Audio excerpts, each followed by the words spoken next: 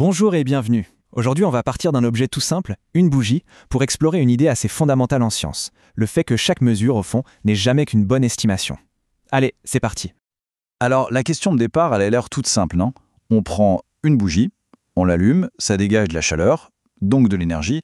Logiquement, on devrait pouvoir mesurer ça. C'est exactement ce qu'une classe de lycée a essayé de faire. Et les résultats, ils sont assez déroutants. Et voilà les fameux résultats. On a 8 groupes d'élèves qui font tous la même expérience et on obtient 8 réponses complètement différentes. Mais regardez-moi cet écart, c'est fou. On a un groupe qui trouve à peine 20 000 joules par gramme et un autre qui frôle les 100 000. Là, on ne parle pas d'une petite marge d'erreur, c'est le chaos complet. Alors, comment c'est possible? C'est ce mystère qu'on va essayer de résoudre ensemble. Bon, pour y voir plus clair, il faut qu'on retourne sur la scène du crime, si on peut dire. Il faut qu'on regarde le protocole de l'expérience. Est-ce qu'il y avait une faille dès le départ ou est-ce qu'il se passe quelque chose de plus subtil? Pourtant, sur le papier, la méthode a l'air nickel, super logique. On pèse la bougie avant, on mesure la température de l'eau, on fait chauffer le tout pendant 5 minutes, et à la fin, on pèse ce qui reste de la bougie et on reprend la température de l'eau. Simple, direct, et pourtant, visiblement, il y a un truc qui cloche. Le mystère ne fait que s'épaissir. Ok, donc si le protocole semble correct, c'est que le problème est ailleurs. Il est temps de mener l'enquête et de rassembler les suspects. On va examiner toutes les sources d'erreurs qui auraient pu faire dérailler les résultats à ce point. Premier suspect sur la liste, les outils eux-mêmes. Il faut savoir que chaque instrument de mesure a ses propres limites. La balance, par exemple, elle a une incertitude de plus ou moins 0,1 g. L'éprouvette, c'est plus ou moins 1 millilitre. Ça peut paraître minuscule, c'est vrai, mais ces petites imperfections sont bien là et on ne peut rien y faire. Et alors, le thermomètre, c'est un cas d'école. Son incertitude, ce n'est pas une valeur fixe, c'est un pourcentage. Et ça change tout. Ça veut dire que, en gros, plus ça chauffe, plus l'erreur potentielle devient grande. Une toute petite imprécision à 20 degrés, hop, elle prend de l'ampleur quand on arrive à 40 degrés.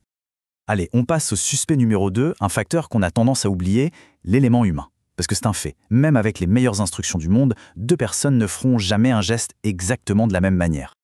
Imaginez un peu la scène. Il y en a un qui va lire le bas du ménisque dans l'éprouvette, l'autre le haut. Un groupe tient la canette à 2 cm de la flamme, le groupe d'à côté peut-être à 3. Un chrono est arrêté une demi-seconde trop tôt, un autre une seconde trop tard. Chacun de ces micro-gestes ajoute sa petite dose de variation dans les données. Et on arrive au dernier suspect, et celui-là c'est peut-être le plus vicieux, les variables cachées. Ce sont tous ces petits facteurs qu'on suppose identiques d'une expérience à l'autre, mais qui, en réalité, ne le sont jamais tout à fait. Par exemple, on prend un paquet de bougies chauffe-plat, on pense qu'elles sont toutes pareilles. Eh bien non. Il y a forcément des micro-différences dans la quantité de cire. Les canettes en alu, l'épaisseur de la paroi peut varier un tout petit peu. Et puis une mèche peut brouiller plus vite qu'une autre. Ce sont des détails, mais ils existent. Donc voilà le truc.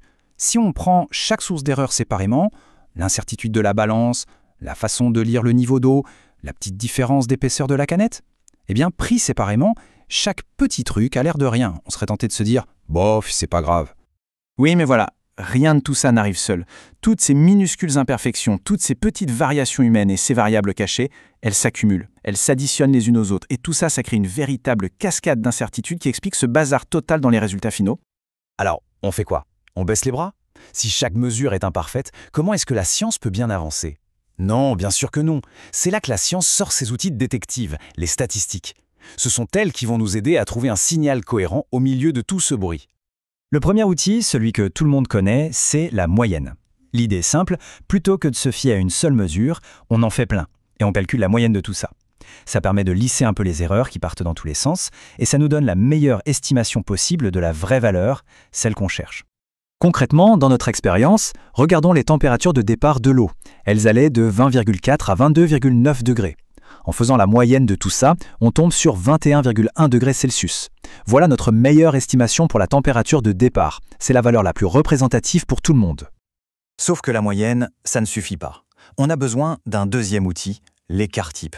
Alors oui, le nom fait un peu peur, écart-type, mais en fait, l'idée est toute simple. C'est juste un chiffre qui nous dit à quel point les mesures sont serrées les unes contre les autres, ou au contraire, si elles sont très éparpillées. Voyez ça comme un score de confiance pour notre moyenne. Pour bien voir la différence, revenons à nos données. L'écart-type pour la masse des bougies au départ est tout petit, 0,2 g. Ça veut dire que tous les groupes ont pesé à peu près la même chose. C'est du solide. Par contre, pour la température finale de l'eau, l'écart-type est énorme, 3,4 degrés. Là, ça part dans tous les sens.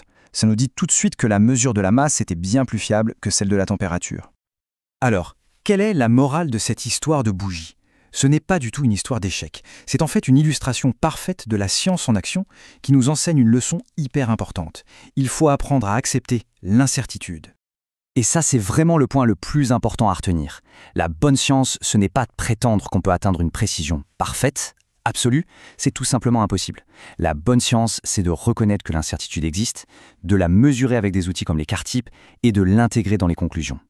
Être honnête sur ce qu'on ne sait pas, sur cette marge d'erreur, c'est tout aussi crucial que d'affirmer ce qu'on sait. Et donc, pour boucler la boucle avec notre expérience, le verdict est sans appel. Les résultats étaient bien trop dispersés pour pouvoir en tirer une moyenne qui ait du sens. La raison principale? Très probablement les différences dans la façon dont la chaleur de la flamme a été transférée à l'eau, un truc super difficile à contrôler. C'est ça, la réalité du terrain, composé avec un monde qui est, par nature, un peu désordonné et imparfait. Et tout ça, ça nous amène à une dernière question pour la route. On est entouré de chiffres qu'on prend pour argent comptant. La météo à la télé, un sondage politique, ou même les calories indiquées sur un paquet de gâteaux. Après ce qu'on vient de voir, on peut se demander quelle incertitude, quelle dispersion, quelle variable cachée se cache derrière ces chiffres qui ont l'air si précis. C'est une petite question à garder dans un coin de sa tête. Merci d'avoir suivi cette analyse.